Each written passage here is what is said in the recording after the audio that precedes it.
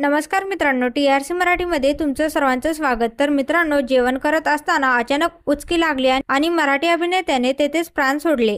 अभिनेत्याच्या निधनानंतर आता पत्नीने पहिल्यांदाच त्याच्या मृत्यूबाबत मोठा खुलासा केला आहे।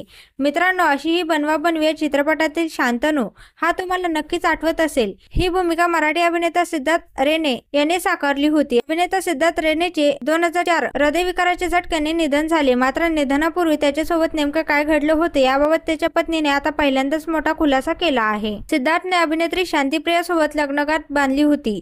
त्या दिवसाबद्दल अभिनेत्री शांतिप्रिया म्हणाली की ते खूपच धक्कादायक होतं। संध्याकाळची जेवणाची वेळ होती। तो धाकट्या मुलाला काहीतरी शिकवत होता। आम्ही सगळेच जेवणाची टेबलवर बसलो होतो। त्याला अचानक उचकी आली आणि त्याने डोकं खाली टेकवलं। तो अगदी सहज कोणत्याही त्रासाशिवाय गेला। मी हा दिवस कधीच विसरू शकत नाही।